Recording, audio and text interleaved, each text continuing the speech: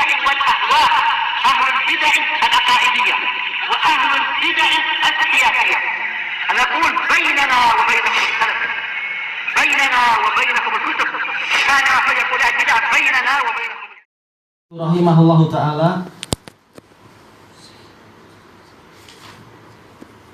Untuk yang hadis Salman Al-Farisi kita baca aja. Intinya hampir sama dengan yang di atas itu ya. Sama dengan apa? Hadis Abi Hurairah. Ini belum kita baca kan yang hadis Salman? Atau sudah?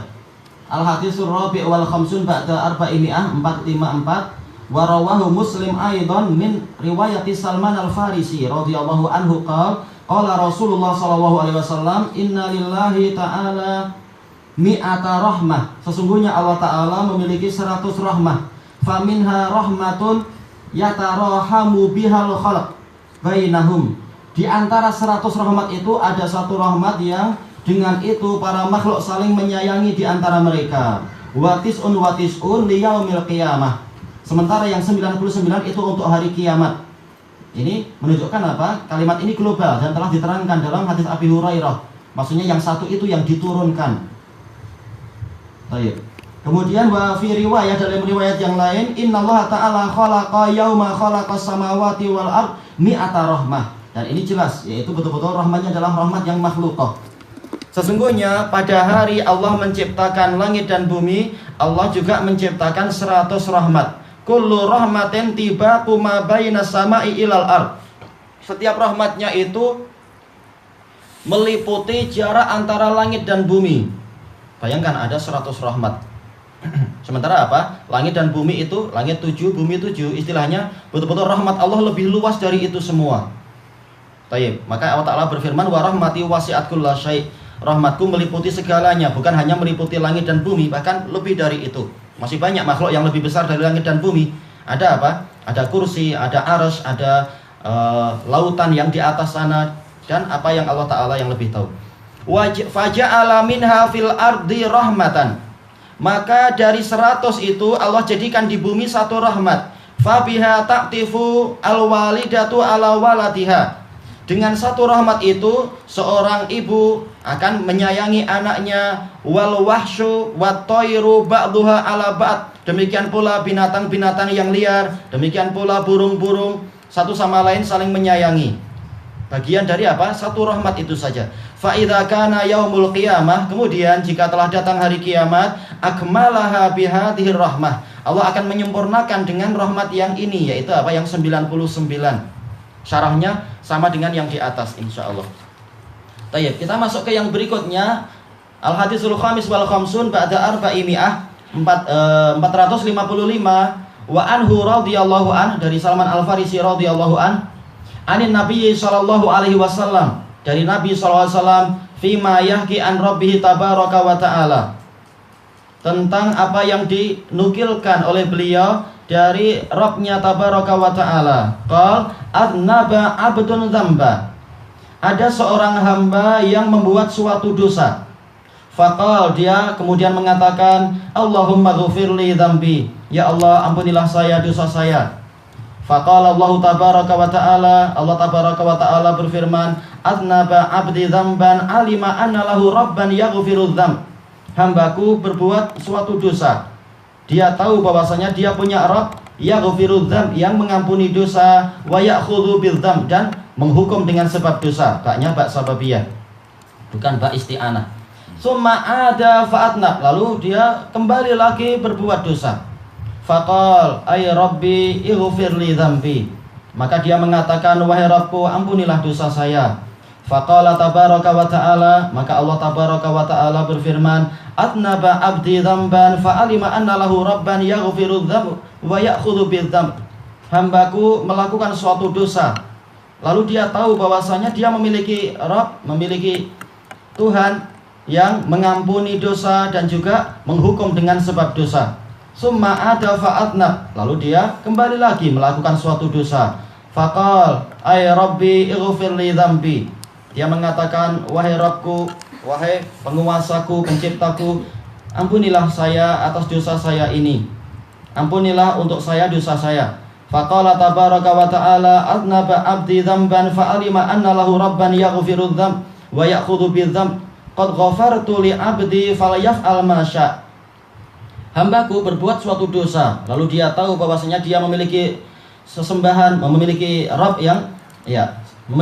yang mengampuni dosa dan menghukum dengan sebab dosa. Aku telah mengampuni hambaku, maka sila dia berbuat apa yang dia inginkan. Muttafaqun alaih. Imam Nawawi mengatakan wa qauluhu ta'ala falyaf'al ma syaa, sila dia melakukan apa yang dia inginkan. Maksudnya apa? Madama yaf'alu hakadha, selama dia berbuat yang semacam ini. Yudnibu wa yatub, dia berbuat dosa dan dia bertobat. Aghfirullah, aku akan mengampuni dia. Fa inna taubata tahdimu ma qablaha, karena sesungguhnya taubat itu meruntuhkan dosa sebelumnya. Tayyib. Dari hadis ini kita mendapatkan beberapa faidah, dan ma'ruf ini adalah apa? Hadis qudsi. Dan ini menunjukkan tentang besarnya perhatian Allah kepada para hamba. Sampai apa? Allah menyebutkan dengan bahasa yang terulang-ulang seperti ini. Dengan apa? Dengan menunjukkan betapa sabarnya Allah menceritakan pola yang semacam ini. Maka kalau Allah saja sabar kepada kita yang banyak dosa, kenapa kita tidak bersabar untuk beribadah dan bersyukur kepadanya? Allah saja sabar mengucapkan kalimat-kalimat yang semacam ini terulang-ulang dan seterusnya. Juga apa? Sabar untuk tidak tergesa-gesa menghukum hamba. Bahkan apa? Setiap kali hambanya mohon ampun, maka Allah pun mengampuni. Dan juga dari hadis ini kita mendapatkan faidah bahwasanya memang manusia itu selalu jatuh bangun. Manusia bukan robot, bukan pula malaikat. Kalau mereka tadi memang apa? Istilahnya kalau robot memang monoton, sementara manusia tidak mampu. Mungkin sekarang semangat, nanti semangatnya melemah. Bahkan kadang semangatnya mati, perlu apa? Disemangati lagi, baru semangat lagi. Adapun malaikat memang mereka semakin banyak ibadah, semakin banyak iman, dan semakin rajin kepada Allah. Kita tidak seperti mereka. Mereka punya akal yang sempurna dan mereka tidak punya hawa nafsu. Adapun manusia memang seperti ini, jatuh bangun, merangkak, demikian seterusnya.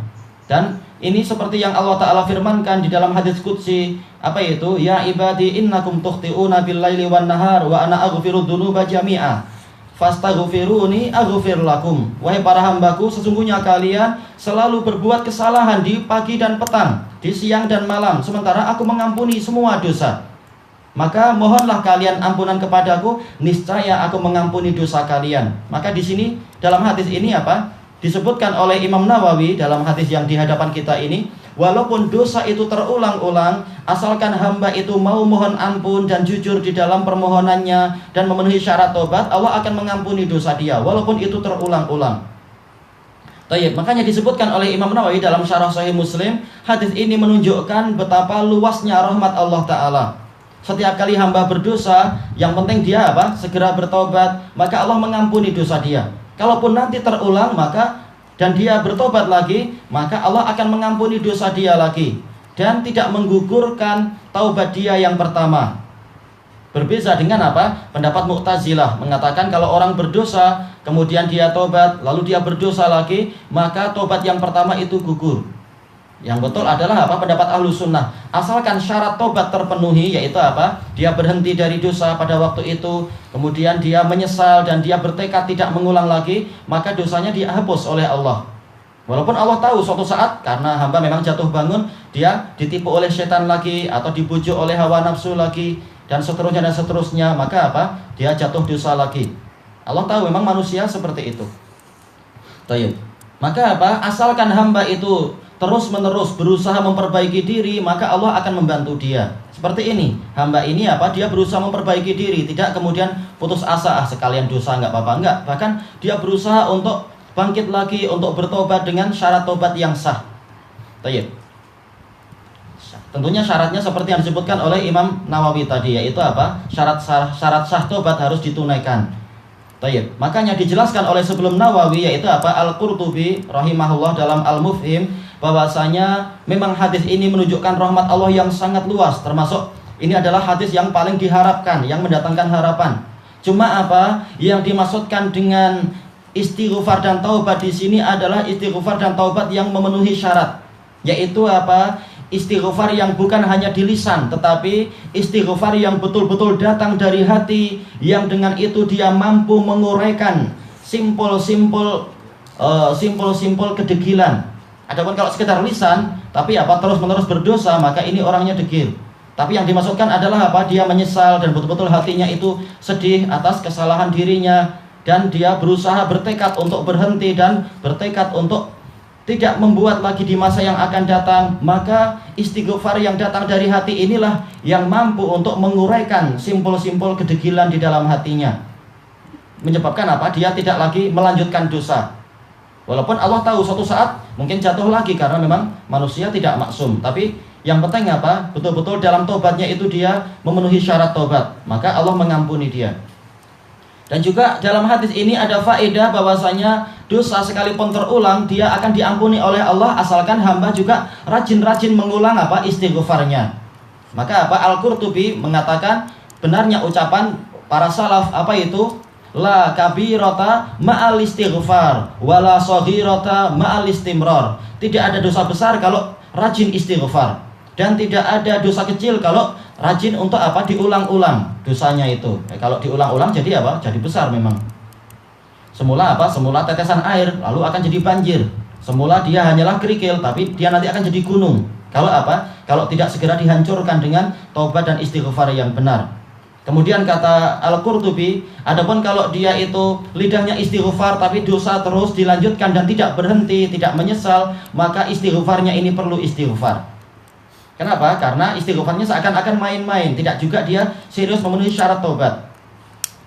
Tayyib. Kemudian disebutkan oleh Imam Ibnu Hubairah rahimahullah taala di dalam Al-Ifsah, kita lihat di sini pola kalimat yang dipilih oleh Allah taala.